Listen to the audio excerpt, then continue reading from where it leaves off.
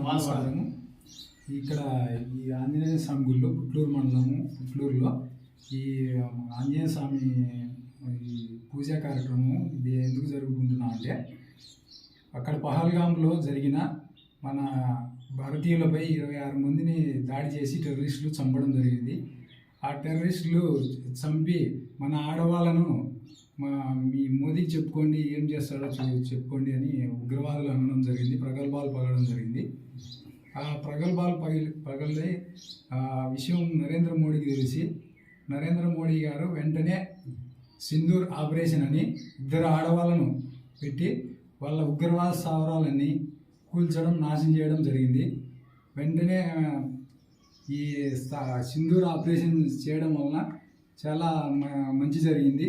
అలాగే మన దేశ ప్రజలు సురక్షితంగా ఉండాలని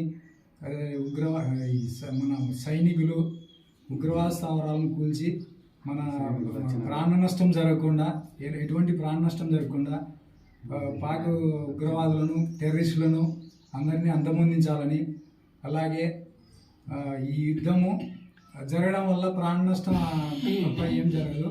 యుద్ధము శాంతియుతంగా చర్చలు జరిగి ఆగిపోవాలని దేవుణ్ణి ప్రార్థించాము. అందుకు ఈ పూజ చేయడం జరిగినది. అలాగే నరేంద్ర మోడీ గారు అక్కడున్న పాకిస్తాన్ ప్రజలకు కూడా ఇబ్బంది, వాళ్ళ పాలకులు టెర్రరిస్టులు వల్ల జరిగే నష్టం ప్రజలకు తెలియదు కదా. అందువలన వాళ్ళ మీద దయ చూపి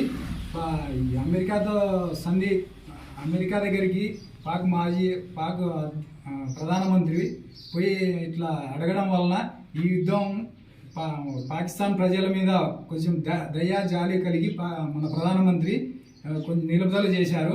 లేకుంటే మన సైన్యం ముందర పాకిస్తాన్ సైన్యం పెద్దది కాదు, ఒక రోజులో మట్టు కనిపించవచ్చు పాకిస్తాన్ను. కాబట్టి వాళ్ళు ఇప్పటికైనా బుద్ధి తెచ్చుకోవాలని పాకిస్తాన్ ఉగ్రవాదులు, టెర్రరిస్టులు వాళ్ళ వల్ల ఈ ప్రాణ నష్టము, యుద్ధాలు జరిగి ఎక్కువ ఆస్తి నష్టం జరిగి వాళ్ళకు నష్టము, మన దేశానికి నష్టము.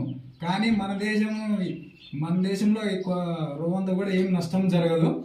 మన సైనికులు అంతా మన ఆయుధాలు అన్ని మిస్సైల్స్ 400తో వాళ్ళకి A-15, A-17 ఆయుధాలను కూల్చేశారు. వాళ్ళకు దారి దిక్కుదోచని పరిస్థితుల్లో అమెరికా ట్రంప్ దగ్గరికి పోయి పాక్ ప్రధాని శరణ కోరి మళ్ళీ యుద్ధాన్ని ఆఫ్ చేసుకున్నాడు.